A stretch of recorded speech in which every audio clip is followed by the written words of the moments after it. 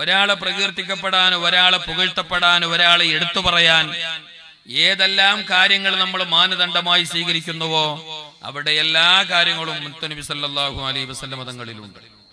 നല്ലൊരു ഭരണാധികാരിയാണ്, നല്ലൊരു പട്ടാള മേധാവിയാണ്, നല്ലൊരു നയതന്ത്രജ്ഞനാണ്, നല്ലൊരു രാഷ്ട്രീയ നേതാവാണ്, നല്ലൊരു കുടുംബനാഥനാണ്, നല്ലൊരു ഭർത്താവാണ്, നല്ലൊരു മകനാണ്, നല്ലൊരു കൂട്ടുകാരനാണ്, നല്ലൊരു നേതാവാണ്.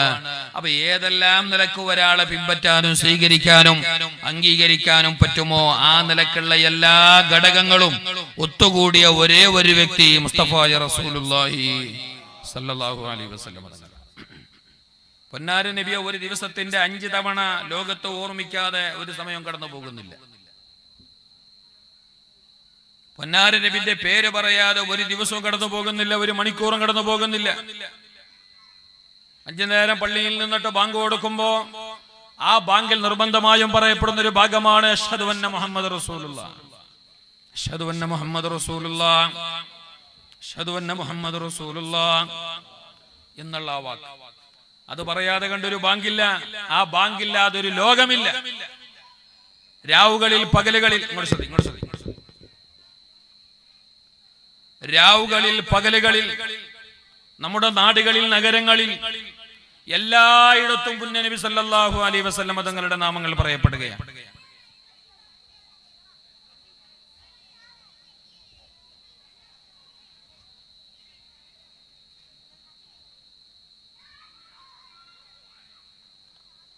ഹബീബായ റസൂലുള്ളാഹി സ്വല്ലല്ലാഹു അലൈഹി വസല്ലം തങ്ങളുടെ നാമം പറയപ്പെടാതെ ഒരൊറ്റ നിമിഷം പോലും കടന്നു പോകുന്നില്ല.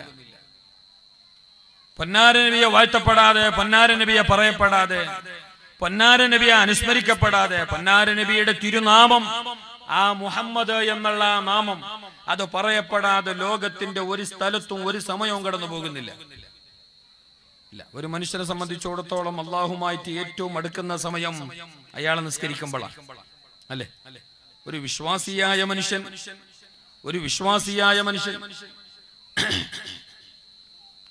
അള്ളാഹുമായിട്ട് ഏറ്റവും അടുക്കുന്ന നേരം അയാൾ നമസ്കരിക്കുമ്പോഴാണ്. ആ നമസ്കാരത്തിൽ തന്നെ വഹുവ സാജിദ, അയാൾ സുജൂദിൽ കിടക്കുന്ന സമയത്താണ് അള്ളാഹുമായിട്ട് ഏറ്റവും അടുക്കുന്നത്. എന്റെ മുമ്പിലിരിക്കുന്നവർ പ്രത്യേകിച്ച് ഞങ്ങളൊന്ന് ശ്രദ്ധിക്കണം, അല്ലെങ്കിൽ തൽക്കാലം ഒന്ന് മൗനം പാലിക്കണം. നമ്മളെ ശ്രദ്ധ ഒന്ന് മാറ്റുന്ന ഒരവസ്ഥ ഉണ്ടാവാൻ പാടില്ല. അത്യാവശ്യം സെറ്റാക്കിയതൊക്കെ മതി.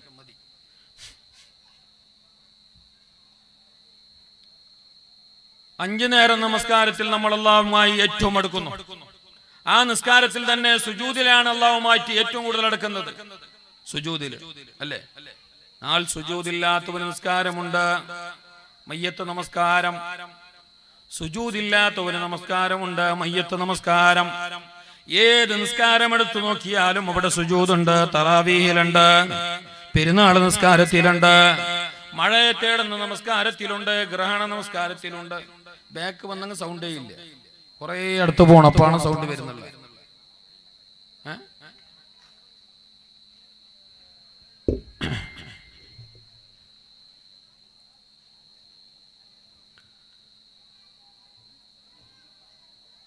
എല്ലാ നിസ്കാരത്തിലും സുജൂദുണ്ട്.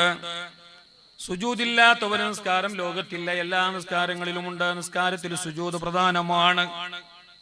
നിസ്കാരത്തിൽ സുജൂദ് പ്രധാനമാണ്. സുന്നത്ത് നമസ്കാരമായാലും ഫർള് നമസ്കാരമായാലും രാപ്പകലുകളിലുള്ള ഏത് നമസ്കാരം എടുത്തു നോക്കിയാലും അവിടെയെല്ലാം സുജൂദുണ്ട്. സുജൂദില്ലാത്ത ഒരു നിസ്കാരമില്ല. എന്നാൽ പോലും സുജൂദില്ലാത്ത ഒരൊറ്റ നിസ്കാരമുണ്ട്, അതാണ് മയ്യത്ത് നമസ്കാരം. സുജൂദില്ല, അവിടെ സുജൂദില്ല, അവിടെ സുജൂദില്ല. പക്ഷേ ആ സുജൂദില്ലാത്ത മയ്യത്ത് നിസ്കാരത്തിൽ പോലും ഹബീബ് റസൂലുള്ളാഹി സല്ലല്ലാഹു അലൈഹി വസല്ലം തങ്ങളുടെ പേരിൽ സലാത്തുണ്ട്. സലാത്തില്ലാതെ ഒരു നിസ്കാരവുമില്ല. സുജൂദിരിക്കട്ടെ ഇല്ലാതിരിക്കട്ടെ, മുത്തുനബി തങ്ങളെ മേലെ സ്വലാത്ത് ചൊല്ലാതെ ഒരൊറ്റ പ്രാർത്ഥനകളും ലോകത്തില്ല. ഒരൊറ്റ പ്രാർത്ഥനകളും ലോകത്തില്ല. എല്ലാ നമസ്കാരങ്ങളിലും, എല്ലാ പ്രാർത്ഥനകളിലും, എല്ലാ ആരാധനകളിലും, എല്ലാ സമയങ്ങളിലും ഹബീബായ നബി സല്ലല്ലാഹു അലൈഹി വസല്ലമ തങ്ങളുടെ നാമം പറയപ്പെടുകയാണ്, അവിടുത്തെ പേരിൽ സലാത്ത് പറയപ്പെടുകയാണ്, ആ നാമം വാഴ്ത്തപ്പെടുകയാണ്. അതാണ് മുഹമ്മദുർ റസൂലുള്ളാഹ്, അതാണ് മുഹമ്മദുർ റസൂലുള്ളാഹ്. അവർക്ക് പറയണം, അതാണ് മുഹമ്മദുർ റസൂലുള്ളാഹ്. ആ നാമം പറയുക എന്നത് സത്യം പറഞ്ഞാൽ സത്യവിശ്വാസികൾക്ക് അതൊരു ആനന്ദമാണ്. ആ പേര് കേൾക്കുമ്പോ ഒരു സന്തോഷമാണ്. ആ മുഹമ്മദ് എന്ന പേര് കേൾക്കുമ്പോ ഒരു റാഹത്താണ്. അത് കേൾക്കാൻ വേണ്ടി പിന്നെയും പിന്നെയും കൊതിക്കുന്നവരാണ് മഹാനായ ഉസ്മാൻ ഇബ്നു അഫ്ഫാൻ. മഹാനായ ഉസ്മാൻ ഇബ്നു അഫ്ഫാൻ റളിയല്ലാഹു തആല അൻഹു തങ്ങളുടെ അടുക്കൽ ഒരു ജൂതനായ മനുഷ്യൻ വന്നിട്ട് അവിടെ നിന്ന് ചോദിച്ചു, എനിക്കൊരിത്തിരി ദീനാർ കടം തരുമോ? കുറച്ച് ദീനാർ എനിക്ക് കടം തരുമോ? കുറച്ച് ദീനാർ എനിക്ക് കടം തരുമോ? ആ ദീനാർ എനിക്ക് കടം തരുമോ എന്ന് ചോദിച്ചപ്പോ മഹാനായ ഉസ്മാൻ ഇബ്നു അഫ്ഫാൻ റളിയല്ലാഹു ഇല്ലാത്തൊന്നുമല്ല, നമുക്കാണ് സൗണ്ട് ഇല്ലാത്തത്. ഞമ്മ പിന്നെ എപ്പോഴും പരിപാടിയില്ലാത്തതുകൊണ്ട് നമുക്ക് സൗണ്ട് ഇല്ല. ഞമ്മ ശബ്ദം എടുത്തെങ്കല്ലേ ഇത് ശബ്ദം വരുന്നത്. അപ്പൊ നമുക്ക് നന്ന സൗണ്ട് എടുക്കാനോ വന്നില്ല. ഇതൊരു കൺട്രോളിൽ വെച്ച് തന്നെങ്കിൽ നമുക്ക് കൺട്രോൾ ചെയ്യാനാണ്, നമുക്കൊരു ലിമിറ്റിൽ നിൽക്കാനാണ്. ഏതായാലും അള്ളാഹു നമ്മുടെ ഈ പ്രവർത്തനം അവൻ കബൂൽ ചെയ്യട്ടെ. നമ്മുടെ ഈ കഷ്ടപ്പാടിന് അർഹമായ പ്രതിഫലം അള്ളാഹു നൽകട്ടെ. ഇത് അല്ലാഹു തആല ഇഖ്ലാസുള്ള ഒരു അമലായി സ്വീകരിക്കുമാറാകട്ടെ. സമയമില്ല, കൃത്യം 10:30 മണിയാകുമ്പോൾ നിർത്തും. 10 മണിയാകുമ്പോൾ അവസാനിപ്പിക്കും ഇൻഷാ അല്ലാഹ്. 10:30 മണിയോടുകൂടി ഷീറിന് വാങ്ങിയിട്ട് നമുക്ക് പോകാം. 8:30 മണിക്ക് നമ്മുടെ പരിപാടി ആരംഭിച്ചു. ഇൻഷാ അല്ലാഹ് 10:30 മണിയാകുമ്പോൾ അവസാനിപ്പിക്കണം, എല്ലാം അവസാനിപ്പിക്കണം. 10 മണിയാകുമ്പോൾ ഞാനും അവസാനിപ്പിക്കും. നിങ്ങൾക്ക് പുറക്ക് പോയാൽ മതി. എനിക്ക് ഏകദേശം ഒരു 4-5 മണിക്കൂറായാലും ചിലപ്പോൾ വേണ്ടി വരും. ഏതായാലും ഇൻഷാ അല്ലാഹ് നമുക്ക് പെട്ടെന്ന് പിരിയാം. അല്ലാഹു നമ്മുടെ കൂടലും പിരിയലും അവൻ പൊരുത്തപ്പെട്ടവരമലായി കബൂൽ ചെയ്യുമാറാകട്ടെ. അവൻ പൊരുത്തപ്പെട്ടവരമലായി കബൂൽ ചെയ്യുമാറാകട്ടെ. നമ്മുടെ ഈ പ്രവർത്തനങ്ങളൊന്നും വെറുതെ ആവാൻ പാടില്ല. ഈ കഷ്ടപ്പാട് വെറുതെ ആവാൻ പാടില്ല. ഈ വറക്കമിളച്ച് നിന്നത്, വറക്കമുണർന്നു നിന്നത് വെറുതെ. ഈ കുട്ടികളെ പാട്ട് പഠിപ്പിച്ചതും അവരെ പാടിപ്പിച്ചതും അവർക്ക് പ്രോത്സാഹന സമ്മാനങ്ങൾ നൽകിയതും ഇവിടെ ക്ഷീരണ വിതരണങ്ങൾ നടത്തപ്പെടുന്നതും ഈ വിജ്ഞാന സദസ്സ് ഒരുക്കിയതും ഇതൊന്നും വെറുതെയാകാൻ പാടില്ല. ഇതിനെല്ലാം അല്ലാഹുവിന്റെ അടുക്കൽ നമുക്ക് പ്രതിഫലം കിട്ടണം. ഇതെല്ലാം അല്ലാഹുവിന്റെ അടുക്കൽ വലിയൊരു ഇബാദത്തായി സ്വീകരിക്കപ്പെടണം. ഇത് വലിയൊരു അമലായി കബൂലാക്കപ്പെടണം. അതിനെന്ത് വേണം? ആദ്യമായിട്ട് നമുക്ക് ഇഖ്ലാസ് വേണം. നമ്മൾ വെറും ഒരു പരിപാടി മാത്രം നടത്തിയെങ്കിൽ മതിയാവില്ല. ആണ്ടാണ്ടൊക്കെ നടത്തുന്നതല്ലേ, കൊല്ലം നടത്തുന്നതല്ലേ. അപ്പൊ ഈ കൊല്ലം നടത്തിയില്ലെങ്കിൽ എങ്ങനെ എന്ന് ചിന്തിച്ചാൽ ഇത് പോയി ഇത് വണ്ണിയായി. നിങ്ങൾ ഷീർണിമെങ്കിൽ ഇത് ലാഭം. എനിക്ക് എന്റെ ഭാഷ മനസ്സിലാകുന്നില്ല. എന്തോ ആറ്റവും ഇല്ല, അനക്കവും ഇല്ല, ചിരിയും ഇല്ല, വിളിയും ഇല്ല, എന്തും ഇല്ല. മനുഷ്യന്മാരെ വീട്ടിലെന്തോ ഒരു ചേഞ്ചസ് ഇല്ല. ഏത് ഒരു വിശ്വാസിയുടെ ഏത് കർമ്മത്തിന്റെ പിന്നിലും ഇഖ്ലാസ് മുഖ്യമാണ്. അല്ലാഹു തആല നമുക്കത് ധാരാളം നൽകി അനുഗ്രഹിക്കട്ടെ. ഇരിക്കട്ടെ, ഞാൻ എന്റെ വിഷയത്തിലേക്ക് തന്നെ വരുന്നു. പൊന്നാര നബി സല്ലല്ലാഹു അലൈഹി വസല്ലം തങ്ങളുടെ പേര് പറയുക എന്നത് നമ്മെ സംബന്ധിച്ചിടത്തോളം അത് നമ്മുടെ ഈമാൻ വർദ്ധിപ്പിക്കുന്ന ഒരു കാര്യമാണ്. മുഹമ്മദ് എന്നത് ചെറിയൊരു സാധാരണ പേരല്ല. ഏത് മുഹമ്മദ്? മുഹമ്മദ് റസൂലുള്ളാഹി. അല്ലാണ്ട് കള്ളും കഞ്ചാവും അടിച്ചിട്ട് ഭംഗി അടിച്ചിട്ട് റോഡ് സൈഡിലൂടെ ലഹരി കടിമയായി നടക്കുന്ന മുഹമ്മദിന്റെ കഥയല്ല ഈ പറയുന്നത്. 5 നേരം നിസ്കാരമില്ലാത്തവന്റെ കഥയല്ല ഈ പറയുന്നത്. കണ്ട പെണ്ണിന്റെ പിന്നാലെ ലൈനടിച്ച് കമന്റ് അടിച്ചു പോന്ന ആ മുഹമ്മദിന്റെ പേരല്ല ഈ പറയുന്നത്. ലോകത്തിന്റെ നായകർ മുഹമ്മദ് റസൂലുള്ളാഹ് സല്ലല്ലാഹു അലൈഹി വസല്ലം തങ്ങളുടെ പേരായി പറയുന്നത്. പൊന്നാര നബി തങ്ങളെ പേര് പറയുന്നത് തന്നെ വലിയ കൂലിയുള്ള വിഷയമാണ്. അത് നമ്മെ സംബന്ധിച്ചിടത്തോളം നമ്മുടെ ഈമാനിന്റെ വർധനവിന്, ഈമാന് കൂടുതലാവാൻ, ഈമാന് വർദ്ധിപ്പിക്കാൻ ഏറ്റവും പ്രധാനപ്പെട്ട ഒരു കാര്യവും കൂടിയാണ് പൊന്നാര നബി തങ്ങളെ പേര് കേൾക്കുക. പേര് കേൾക്കുമ്പോ സലാത്ത് പറയുക എന്നത് മുൻഗാമികൾക്ക് അത് വലിയ ഇഷ്ടമായിരുന്നു. മഹാനായ ഉസ്മാൻ ഇബ്നു അഫ്ഫാൻ റളിയല്ലാഹു അൻഹു ചെറിയ ആളല്ല. പ്രവിശാലമായ ഇസ്ലാമിക സാമ്രാജ്യത്തിന്റെ 3ാം ഖലീഫ ഉസ്മാൻ ഇബ്നു അഫ്ഫാൻ.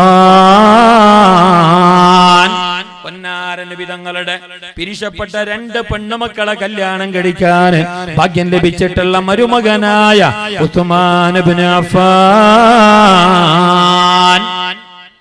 ഉസ്താദേ, ഒരു ബാപ്പാന്റെ 2 പെണ്ണുമക്കളെ ഒരിക്കലെ കെട്ടാമോ? ഉസ്മാൻ ഇബ്നു അഫ്ഫാൻ കെട്ടി. ഒരിക്കലെ കെട്ടാമോ? ഒരിക്കലെ കെട്ടിയിട്ടില്ല. ഒന്ന് കെട്ടി, അത് മൗത്തായതിന്റെ ശേഷം പിന്നെ ഒന്ന് കെട്ടിയ, പിന്നെ 3ാമത്തതും കെട്ടാം, 4ാമത്തതും കെട്ടാം, പ്രശ്നമില്ല. അത് ഒന്നിച്ചിട്ടുണ്ടാവാൻ പാടില്ല എന്ന് മാത്രം. കെട്ടിയോളെ ഇളയള മൂത്തോളെ കെട്ടുന്നെങ്കിൽ ഫസ്റ്റ് കെട്ടിയോ 1 കിലോ നിന്നെ അളക്കിയിട്ട് പോണം, അല്ലെങ്കിൽ നീ അവളെ അളക്കണോ, അല്ലെങ്കിൽ അവൻ മയ്യത്താണ്. ഏത് വട്ടാവും ഒന്നിച്ചിട്ട് പറ്റല്ലേ ഇളയ മൂത്തോ, ഒന്നിച്ചിട്ടില്ലെങ്കിൽ പറ്റും. ഉസ്മാൻ ഇബ്നു അഫ്ഫാൻ നബിതങ്ങളെ ഒരു മകളെ കല്യാണം കഴിച്ചു. ആ മകളതാ മൂത്തായി മരണപ്പെട്ടു. പിന്നീട് നബി സല്ലല്ലാഹു അലൈഹി വസല്ലമ തന്റെ രണ്ടാമത്തെ ഒരു മകളെയും കൂടി ഉസ്മാൻ ഇബ്നു അഫ്ഫാൻ തങ്ങൾക്ക് കെട്ടിച്ചു കൊടുത്തു. അതുകൊണ്ടാണ് ദിന്നൂറൈൻ രണ്ട് പ്രകാശമുടയ മഹാൻ എന്ന പരാഭിനാമത്തിൽ മഹാൻ വിശ്രുതനായത് അങ്ങനെയാണ്. 2 മക്കള് പൊന്നാര നബി തങ്ങളെ 2 മക്കളെ കല്യാണം കഴിക്കപ്പെടാൻ ഭാഗ്യം ലഭിച്ച മഹാൻ. മാത്രമല്ല ഉസ്മാൻ ഇബ്നു അഫ്ഫാൻ സുബ്ഹാനല്ലാഹ് റഅയ്തു ഫീ സഖിൽ അർശി പൊന്നാര നബി തങ്ങൾ പറഞ്ഞല്ലോ, അല്ലാഹുവിന്റെ സിംഹാസനത്തിന്റെ ആ തൂണുകളിൽ, അല്ലാഹുവിന്റെ അർശിന്റെ പില്ലറുകളിൽ റഅയ്തു മക്തൂബൻ ഇസ്മു ഉസ്മാൻ ഇബ്നു അഫ്ഫാനിന്റെ പേര് എഴുതപ്പെട്ടത് ഞാൻ കണ്ടു. അല്ലാഹുവിന്റെ അർശിന്റെ ചുവട്ടിലെ പോലും എഴുതപ്പെട്ട നാമമാണ് ഉസ്മാൻ ഇബ്നു അഫ്ഫാൻ തങ്ങളുടെ പേര്. ചെറിയ ആളല്ല. ലികുല്ലി നബിയ്യിൻ റഫീഖുൻ ഫിൽ ജന്ന ഫറഫീഖി ഉസ്മാൻ. എല്ലാ പ്രവാചകന്മാർക്കും നാളെ സ്വർഗ്ഗലോകത്തൊരു സ്നേഹിതനുണ്ട്, ഒരു ഉറ്റ ചങ്ങാതിയുണ്ട്, ഒരു നല്ലൊരു ഫ്രണ്ട് ഉണ്ട്. എന്നാൽ ഫറഫീഖി ഉസ്മാൻ, നാളെ സ്വർഗ്ഗലോകത്ത് എന്റെ സ്നേഹിതൻ ആരറിയുമോ? എന്റെ സന്തത സഹചാരിയായ എന്റെ ആത്മീയ കൂട്ടുകാരൻ, ആത്മീയ മിത്രമാരറിയുമോ? മഹാനായ ഉസ്മാൻ. ഇങ്ങോട്ടേക്ക് ഓട്ടോ റിക്ഷയിൽ കുറച്ച് ആള് പോകുന്നു, അത്ര വേറൊന്നുമില്ല. സാധാരണ പോകും തന്നെ, എപ്പോഴും വരും തന്നെ. ഇങ്ങോട്ട് നമ്മളെ സമുദായത്തിനുള്ള ഏറ്റവും വലിയൊരു മിസ്റ്റേക്കാണ്. ഒരു അദബും കാര്യങ്ങളെല്ലാം നമുക്ക് നല്ലോണം കുറവുണ്ട് എല്ലാത്തിനും. ഒരു ടൈം കീപ്പിംഗ് ഇല്ല. പിന്നെ അദബിന്റെ കാര്യത്തിൽ ഈ 2 വിഷയത്തിൽ നമ്മളെ സമുദായം നല്ലോണം ബാക്കാണ്. ബാക്കി എല്ലാത്തിലും ഉഷാർ.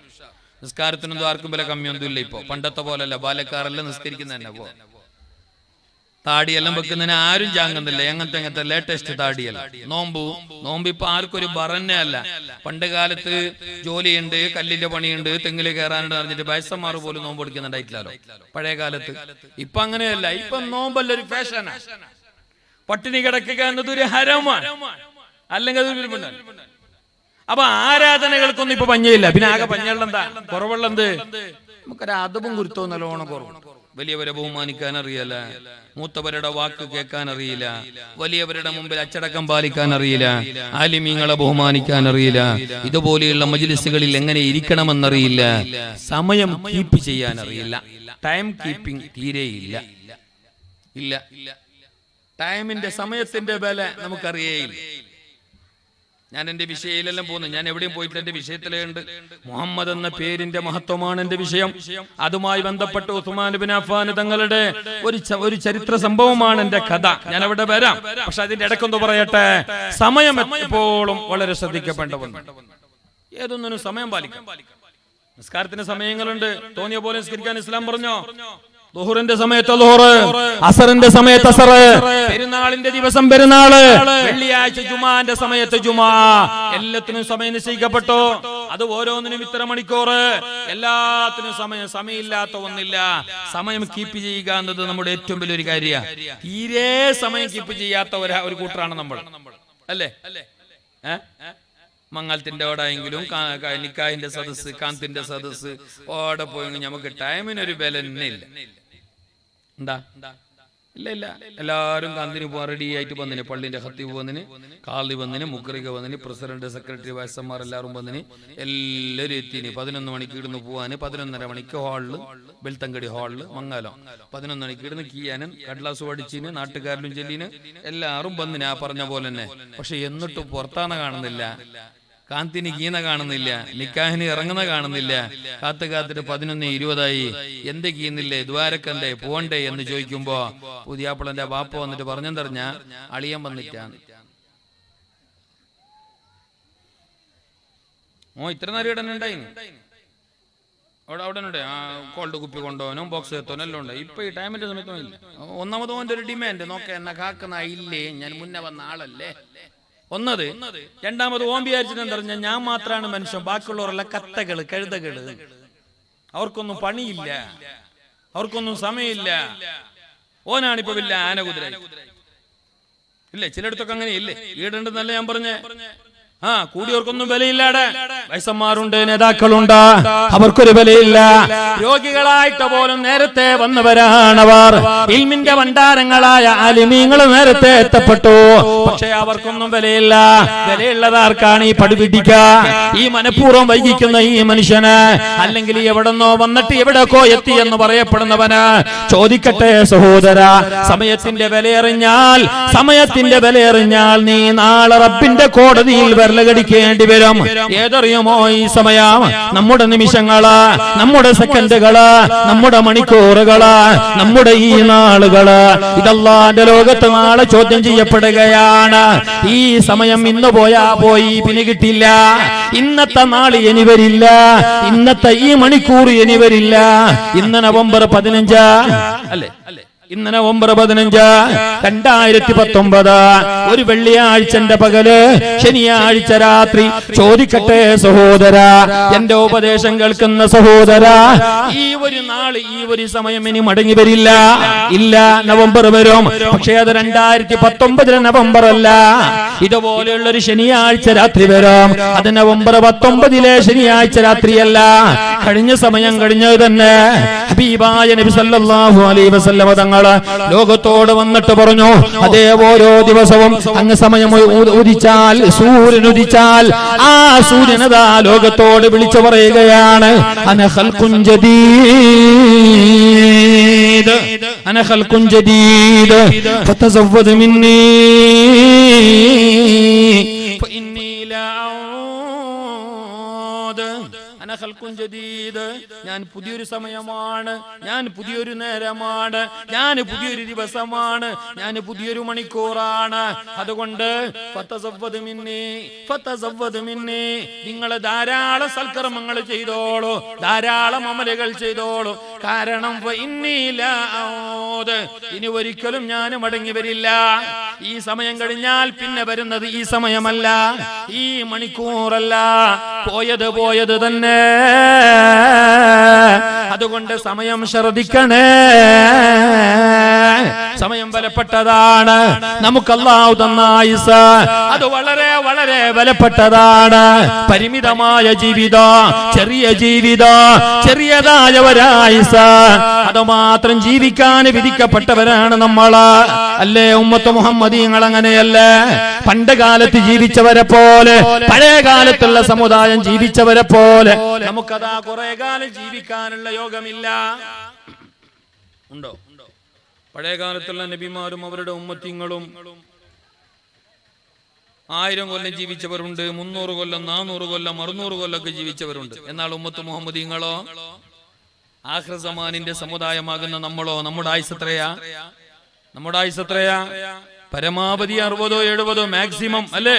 അമാറു ഉമ്മത്തി മാ ബൈന 60 വ 70.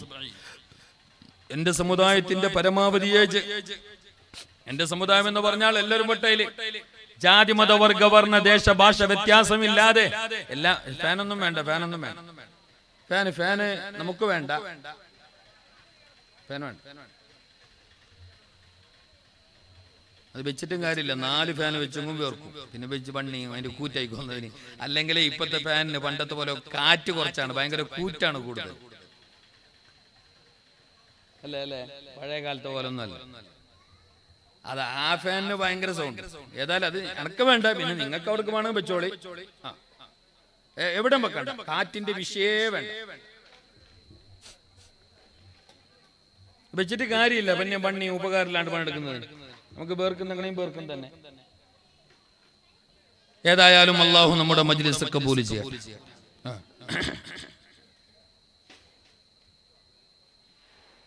സമയം നല്ലോണം ശ്രദ്ധിക്കണം, ബലപ്പെട്ടത് ഇരിക്കട്ടെ. ആ സമയം മാത്രം കണക്ക് കൂട്ടി നമ്മൾ ഒരുമിച്ച് കൂടിയിട്ടുണ്ട് ഇവിടെ. ഇനി പരിമിതമായ സമയത്തിന്റെ ഉള്ളിൽ ചെറിയൊരു കാര്യം നിങ്ങളോട് പറയട്ടെ. മുത്തുനബി സല്ലല്ലാഹു അലൈഹി വസല്ലം തങ്ങളെ ധാരാളം സ്നേഹിക്കുക, പൊന്നാര നബി തങ്ങളെ മേലെ ധാരാളം സ്വലാത്ത് ചൊല്ലുക, പൊന്നാര നബി തങ്ങളെ ഏറെ പിരിശം വെക്കുക, അവിടുന്ന് പറഞ്ഞതായ കാര്യങ്ങൾ നല്ലപോലെ ജീവിതത്തിൽ പകർത്തുക, പൊന്നാര നബി തങ്ങളെ എല്ലാവരെക്കാളേറെ സ്നേഹിക്കുക. മഹാനായ ഉസ്മാൻ റളിയല്ലാഹു അൻഹു, മഹാനായ ഉസ്മാൻ ഇബ്നു അഫ്ഫാൻ റളിയല്ലാഹു അൻഹു മുത്തനബി സല്ലല്ലാഹു അലൈഹി വസല്ലം തങ്ങളുടെ മരുമകനായി അള്ളാഹുവിന്റെ സ്വർഗ്ഗലോകത്ത് പൊന്നാര നബിന്റെ കൂട്ടുകാരനായി പരിശുദ്ധമായ ഇസ്ലാമിക സാമ്രാജ്യത്തിന്റെ മൂന്നാമത്തെ ഖലീഫയായി എല്ലാം കൊണ്ടും ബഹുമാന്യരായ ഉസ്മാൻ ഇബ്നു അഫ്ഫാൻ, പകരം വെക്കാനില്ലാത്തയാൾ, പകരം വെക്കാനില്ലാത്ത വ്യക്തിത്വം. ആ മഹാനരുടെ മുമ്പിൽ അതാ ഒരു ജൂതനായ മനുഷ്യന്, ഒരു മുസ്ലിം അല്ലാത്ത മനുഷ്യന് അവിടെ നിന്ന് വന്നിട്ട് പറയുകയാണ്, അല്ല ഉസ്മാനെ, എനിക്കൊരു 1000 ദീനാറ് കടം തരുമോ, കുറച്ച് ദീനാറ് കടം തരുമോ, കുറച്ച് ദീനാറ് കടം തരുമോ? നിന്റെ മുഹമ്മദാണ് പറഞ്ഞയച്ചത് നിന്നോട് കടം ചോദിക്കാൻ. നിന്റെ മുഹമ്മദ്, നിന്റെ നേതാവായ മുഹമ്മദാണ് പറഞ്ഞയച്ചത് എന്നവിടെ നിന്ന് പറഞ്ഞപ്പോ മഹാനായ ഉസ്മാൻ ഇബ്നു അഫ്ഫാൻ റളിയല്ലാഹു തആല അൻഹു തങ്ങൾ അവിടെ നിന്ന് ചോദിക്കുകയാണ്, ആരാ പറഞ്ഞയച്ചേ? മുഹമ്മദാണ്, മുഹമ്മദാണ്. ആരാ പറഞ്ഞയച്ചേ? അതേ പറഞ്ഞല്ലോ, നിന്റെ നേതാവായ മുഹമ്മദാണ്. അല്ല, ആരാ പറഞ്ഞയച്ചത്? പിന്നെയും പിന്നെയും മഹാനതങ്ങ ആരാ അയച്ചത്? ആരാണ് അയച്ചത്? നിന്നെ ആരാണ് അയച്ചത് എന്ന് ചോദിക്കുമ്പോ വന്നതായ ആ മനുഷ്യന് ദേഷ്യം പിടിച്ചോ? അദ്ദേഹത്തിന് കോപം വന്നോ? അയാൾ പറഞ്ഞു, വല്ല തരാൻ മനസ്സുണ്ടെങ്കിൽ തന്നാ മതി. ആരയച്ചു ആരയച്ചു എന്നിങ്ങനെ പറഞ്ഞിട്ട് എന്നിങ്ങനെ കുരങ്ങ് കളിപ്പിക്കേണ്ട ആവശ്യമില്ല. മുഹമ്മദ് അയച്ചെന്ന് ഒരിക്കൽ പറഞ്ഞില്ലേ? മുഹമ്മദ് അയച്ചു എന്ന് പറഞ്ഞല്ലോ, അപ്പൊ പിന്നെ തന്നെങ്കിലായില്ലേ? തരാൻ മനസ്സുണ്ടെങ്കില്. പിന്നെ ആദ്യം രണ്ടാമത് ആരയച്ച് ബൈക്ക് അപ്പോഴും പറഞ്ഞു മുഹമ്മദാണെന്ന്, പിന്നെയും പറഞ്ഞു ആരയച്ച്, അപ്പോഴും പറഞ്ഞു മുഹമ്മദാണ്, പിന്നെയും ചോദിക്കാം ആരയച്ച്, അപ്പോഴും പറഞ്ഞു നിന്റെ നേതാവ് മുഹമ്മദ്. എന്നിട്ട് പിന്നെ ആരാരും ചോദിക്കുന്നതിന് അപ്പൊ ഇഷ്ടമുണ്ടെങ്കിൽ താ, അല്ലെങ്കിൽ പോവാൻ ചെല്ലിറ്, എന്റെ ആൾക്ക് ഞാൻ പോയിറ എന്ന് പറഞ്ഞപ്പോ മഹാനായ ഉസ്മാൻ ഇബ്നു അഫ്ഫാൻ അകത്ത് കടന്നു ചെന്നു. എന്നിട്ട് അവിടെ നിന്നതാ കൈ നിറയെ ദീനാറുമായി പുറത്തു വന്നിട്ട് ആ ജൂതനായ മനുഷ്യന്റെ കയ്യിൽ കൊടുത്തിട്ട് പറഞ്ഞു, ഇതാ പിടിച്ചോളൂ, ഇതാ പിടിച്ചോ. ഇത് കൊടുത്തപ്പോ ആ ജൂതനായ മനുഷ്യൻ ചോദിച്ചു, അല്ല ഇത് തരാനാണോ? ആര് പറഞ്ഞു, ആര് പറഞ്ഞു, ആര് പറഞ്ഞു എന്ന് പിന്നെയും പിന്നെയും ചോദിച്ചോണ്ടിരുന്നത്, പിന്നെയും പിന്നെയും കേട്ടോണ്ടിരുന്നത്. അതിനു വേണ്ടിയിട്ടാണ് ഇത് നേരത്തെ തരാമായിരുന്നില്ലേ എന്ന് ചോദിച്ചപ്പോ ഉസ്മാൻ ഇബ്നു അഫ്ഫാൻ തങ്ങൾ പറഞ്ഞു, അതേ, എന്റെ ഹബീബിന്റെ പേര് ആരാണ് അയച്ചത്? ആരാണ് നിനക്ക് കടം തരാൻ വേണ്ടി പറഞ്ഞത് എന്ന് ചോദിക്കുമ്പോ ഈ മുഹമ്മദാണ്, മുഹമ്മദാണ്, മുഹമ്മദാണെന്ന് പറയുമല്ല. ആ പേര് കേൾക്കുന്നത് എനിക്കേറെ ഇഷ്ടമാണ്. അതുകൊണ്ടാണ് ഞാൻ നിന്റെ നാവിലോട് മുഹമ്മദ് മുഹമ്മദ് എന്നിങ്ങനെ പറയിപ്പിച്ചുകൊണ്ടേയിരുന്ന് ഓരോ മുഹമ്മദ് എന്ന പറച്ചലിനും യഥേഷ്ടമതാ അങ്ങ് സ്വർണ്ണ നാണയം കൊടുക്കുകയാണ് മഹാനർ. എന്തറിയുമോ കാരണം? മഹാനായ ഉസ്മാൻ ഇബ്നു അഫ്ഫാൻ തങ്ങൾക്ക് അവിടുന്ന് മുത്തുനബി സല്ലല്ലാഹു അലൈഹി വസല്ലം തങ്ങളെ ധാരാളം ഇഷ്ടമായിരുന്നു. നമുക്കെന്ത് ഇഷ്ടമാ നബിയോടുള്ള? നമുക്കെന്ത് വിരിശമാ നബിയോടുള്ള? എന്ത് സ്നേഹമാ നമുക്ക് നബിയോടുള്ള? എന്ത് സ്നേഹ? പൊന്നാര നബിയോട് നമുക്കെന്ത് സ്നേഹമുള്ള? ഇപ്പൊ ഇത്ര ആള് കൂടി തന്നെ ഒരു ശീർനെല്ലാം ഉള്ളന കൊണ്ടല്ലേ? നിങ്ങൾക്ക് കുറച്ച് ബേജാറാവും, എനിക്കറിയോ? നമ്മ ഈ ചെല്ലുന്നത് നിങ്ങൾക്ക് കുറച്ച് ബേജാറാവും. കാരണം ഉള്ളത് ചെല്ലുമ്പോൾ ഉമ്മക്കും പിടിക്കാലാന്നാണ് സാധാരണ ചെല്ലുന്നത്. അയാളെന്താ അങ്ങനെ ചെല്ലിയേ? നാളെ ചർച്ച ഇരിക്കും, ഭയങ്കര ചർച്ച ഇരിക്കും. പള്ളിന്റെ തിട്ടലി, വീടിന്റെ സൈഡില്, മാങ്ങന്റെ കട്ടലി. അയാൾക്ക് അങ്ങനെ ചെല്ലണം. അതിന ഷീറിന് അല്ലെങ്കിൽ കൊടുക്കുന്നില്ല. അതിങ്ങനെ എന്ത് ചർച്ച ആക്കിയോ മോശമില്ല. ഏതായാലും നമ്മൾ സാധാരണ കാണുന്ന അങ്ങനെ അറിയോ, നല്ല ഗംഭീരമായ ഷീറിന് ഉണ്ടെങ്കിൽ പൊടി പോറെ ആളുണ്ടാവും. ഒരു ഔളും കഞ്ഞാണെങ്കിൽ അത്ര ആളുണ്ടാവും. ഇനി അതല്ല ഒരു ഈത്തപ്പദവും ഒരു മൈസൂർ വായക്കം ചെല്ലെങ്കിൽ ആളെ ഉണ്ടാവില്ല. ഷീറിന് ഇല്ലാൻ ചെല്ലെങ്കിൽ ആരും. ഇതാണ് വാസ്തവാംശ, ഇതാണ് നിജാംശ. പിന്നെ അഭിപ്രായാക്കുന്നതിന് എന്തു ആക്കാം? അണ്ടന്റെ വായി കെട്ട, അണ്ടന്റെ വായി കെട്ട, മനുഷ്യന്റെ വായി കെട്ട അഭിപ്രായാക്കുന്നവന് മുക്ത സ്വാതന്ത്ര്യ എന്തും ചെല്ല നമുക്കൊരു വേജാറുമില്ല. നമ്മളെ നബിന്റെ സ്നേഹത്തിൽ അല്ലെങ്കിൽ നമുക്ക് എന്ത് നബിയോട് സത്യം പറഞ്ഞ നബിയോടുള്ള സ്നേഹം എന്ന് പറഞ്ഞാൽ എന്ത്? സ്നേഹത്തിന് വിലയുണ്ട്, അതിന് പ്രതിഫലമുണ്ട്. ഇത്തിബാ വേറെ, മഹബത്ത് വേറെ. എന്നാലും അത് രണ്ടിനും പ്രതിഫലമുണ്ട്. നബി തങ്ങളെ പിന്തുടരണം, നബി തങ്ങളെ സ്നേഹിക്കണം, ഈ രണ്ടിനും എല്ലാം ഉണ്ട്. പക്ഷെ യഥാർത്ഥ സ്നേഹം ഉണ്ടാകുന്നത് എപ്പോ?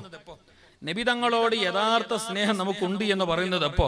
എപ്പോഴും നബി സല്ലല്ലാഹു അലൈഹി വസല്ലം തങ്ങൾ പഠിപ്പിച്ച കാര്യങ്ങൾ നമ്മുടെ ജീവിതത്തിൽ ചെയ്യുമ്പോൾ, വസ്ത്രവിധാനങ്ങളില്, വേഷവിധാനങ്ങളില്, സംസ്കാരങ്ങളില്, സംസാരങ്ങളില്, ഇടപാടുകളില്, ഇടപെടലുകളില്, എല്ലാ രംഗങ്ങളിലും മുസ്തഫ നബി സല്ലല്ലാഹു അലൈഹി വസല്ലം തങ്ങളെ 100% നമ്മൾ പിന്തുടരുന്നുവെങ്കിൽ അപ്പൊ പറയാ നമുക്ക് നബി തങ്ങളോട് സ്നേഹമുണ്ടെന്ന്.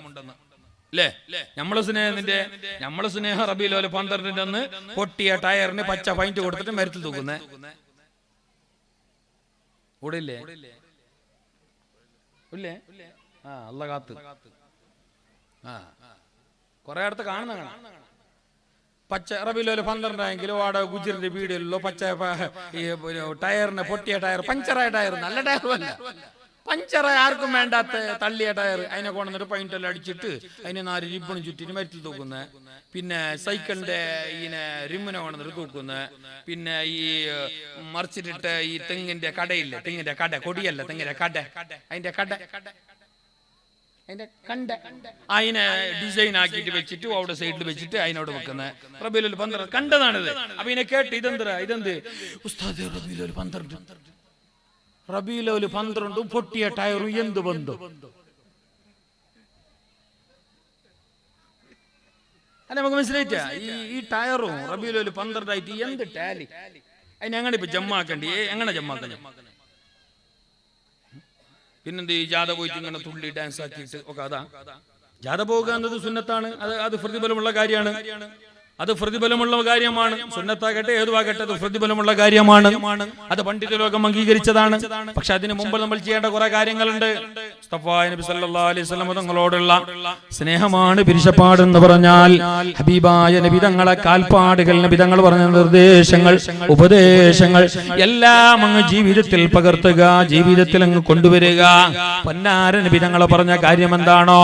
വസ്ത്ര ഉടയാടകൾ ധരിക്കുമ്പോ, നമ്മുടെ വേഷവിധാനങ്ങൾ ധരിക്കുമ്പോ, നമ്മുടെ സംസ്കാരങ്ങളില്, നമ്മുടെ സംസാരങ്ങളില്, നമ്മുടെ ഇടപെടലുകളില്, കുടുംബത്തിന്റെ അകത്തളങ്ങളില്, നാട്ടുകാരെ കാണുമ്പോൾ ഇവിടെയെല്ലാം എങ്ങനെയാണ് പെരുമാറണമെന്ന് നബി തങ്ങൾ പറഞ്ഞത്, എങ്ങനെയാണ് വസ്ത്രങ്ങൾ ഉടുക്കണമെന്ന് പറഞ്ഞിട്ടുള്ളത്, എങ്ങനെയാണ് കിടന്നുറങ്ങേണ്ടത് എന്നാണ് നബി തങ്ങൾ പറഞ്ഞിട്ടുള്ളത്, എങ്ങനെയാണ് ജീവിക്കേണ്ടത് എന്ന് നബി തങ്ങൾ പറഞ്ഞിട്ടുള്ളത്, അത് മുഴുവനും പാലിച്ചുകൊണ്ട് നമ്മുടെ ജീവിതത്തിൽ കൊണ്ടുവന്നാൽ അപ്പോഴാണ് ഞാനും നിങ്ങളും പൊന്നാര നബി തങ്ങളെ സ്നേഹിച്ചവരാവുക.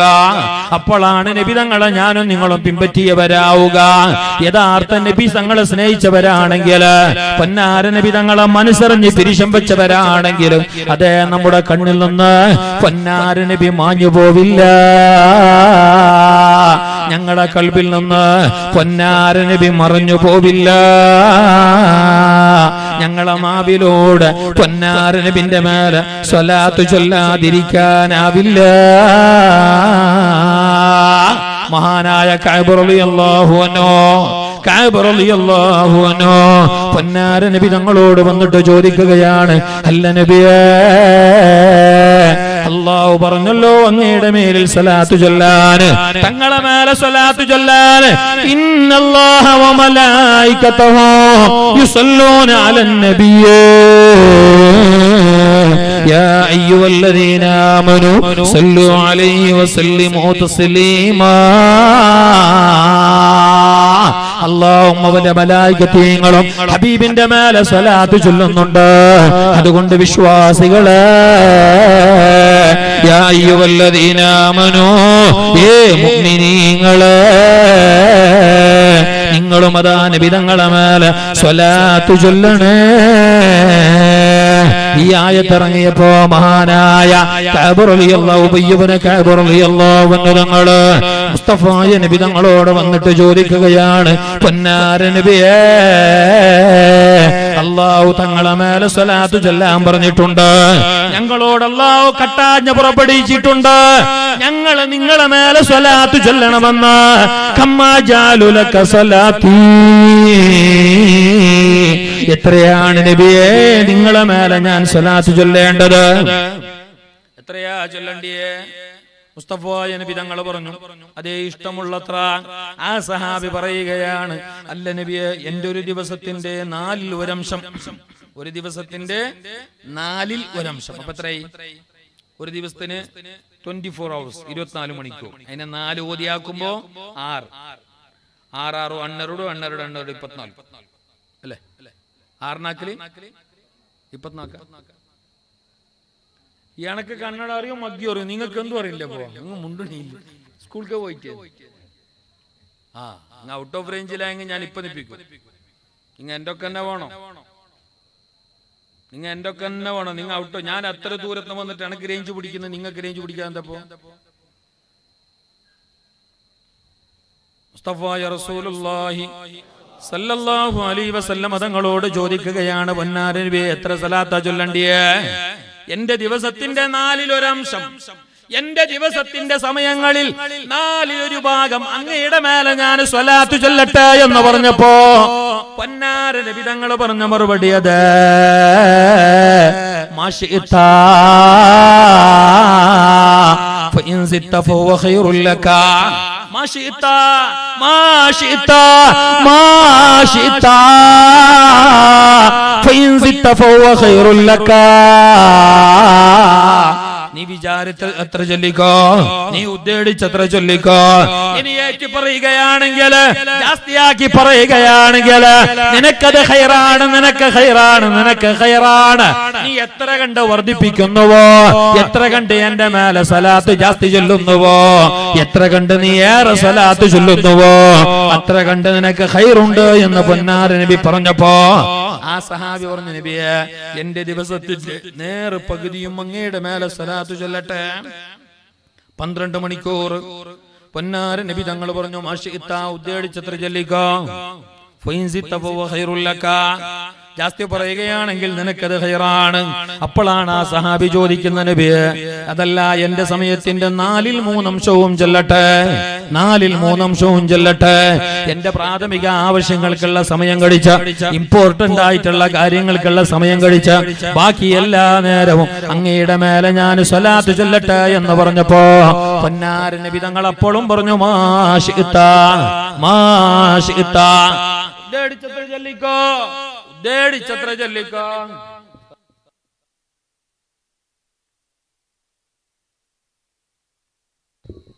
ഉദ്ദേശിച്ചത്ര ചൊല്ലിക്കോ.